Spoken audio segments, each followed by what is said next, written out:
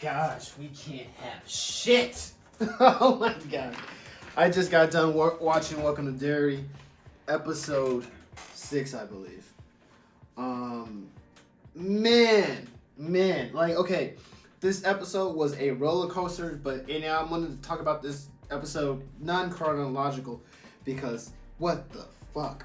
It was this, and the Stranger Things season finale has me in a stir of, like, what's going to happen next, because I know they're not called the Clan in Stephen King's universe, but them niggas pulled up with the white mask, and then one of them had like a gorilla mask on. I'm like, oh no, they're coming after Hank. They're coming after Hank. I hope no one dies. No one dies, because like, man, they rolling deep, and I can't help but to fear that it's like, is it Pennywise influence, or are they just racist, or could it be a combination of both? Because that ex-cop walking there talking about he's like, why y'all telling us? And he wants them to run down. And this is some bullshit. Like, this is about to be a grave injustice that's about to be done to this man. And Hank, he just met Will, introduced him to Ronnie and everything. And I'm glad that Hank's got out of the fire. This episode picked up immediately after the last, and we're dealing with a lot of aftermath and a lot of like divisions. Like, usually when a story is about to reach its climax, the group breaks apart, just like any other group. I think this also happened in It films as well. So you have conflict between Ronnie and Lily. You know, she said, you should have went back to that place, or I wish you never would have left out, or I wish you never came to my door, and all this other stuff. And it's a grave conflict, but Ronnie's right. Ronnie's right. She didn't have to bring up the asylum, but like, she's right. A lot of this stuff could have been avoided if Lily never met her. But then also, Lily was the one that put Hank in her. Let's not forget that.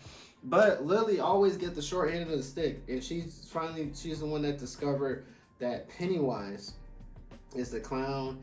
And then fucking, I think her name is Ingrid, Mrs. Pennywise. I'm gonna call her that. She's the daughter of Pennywise, and she's the one that's been leading the kids to the slaughter. Not only that, but she's the one that's been putting on the costume. Who would have thought that? Like, I think people were online that they said that the clown looked a little bit different. Little did I know that this was it. It was fucking Ingrid. Granted, it cannot be her name, but I'm gonna call her Ingrid for the sake of this conversation. She was the one that's been doing it. Marge, she's getting some type of redemption. She finally set up to the patty cakes. Good for you, Marge. It's a little bit hard to hate her now, because like, she's kind of come to her senses, and she knows where she went wrong, so she's taking some personal accountability. And I love when people take accountability. Have I forgotten Marge? Not completely. Give me a few episodes removed, and I'll be on the Marge train. But like, not so fast, because I feel like she's about to backdoor somebody else. And then also, beginning of the episode, Will and Leroy. He told this nigga, at least I did. He's like, how the fuck did he word it? Like, he's like, you know, you should stop trying to be like me. He's like, I'll never be like you. I won't let my friends die. Pow! I'm against domestic violence. I am against it. But man, why would he say that? Will, why would you say that? That dude just lost his friend. And I think everybody is like not sympathizing with him, because like, he said he just lost his friend, and then he's still punching this country bullshit. So you have his wife, you have Dick Harlow, and then you also have his son. Is like, yes, we care about your friend that died, but why are you still pushing this bullshit with like your country? When has he become so fucking patriotic? Like, your family's leaving you. But I also understand that he has a sense of duty. It's not like he could just up and leave this situation, right? And he doesn't even have time to mourn, because he has pressure on, like, the sergeants on him. Is like, hey, we gotta find these pieces. And it sucks. It sucks so much. That slap Will gas was warning. Why would you say something like that? He just lost that nigga. Why would you say something like that to him? Granted, it's not Leroy, not the best way to do it, but like, damn, Don't come for me like that. I just lost my friend, and you're gonna say some shit like that to me. Like stop, stop. So he's very heightened with his emotions. For a person that doesn't have that Amelia, he's definitely showing more and more of his emotion with every episode.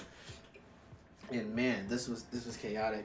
I'm highly anticipating the next episode. I hope Hank is able to get away.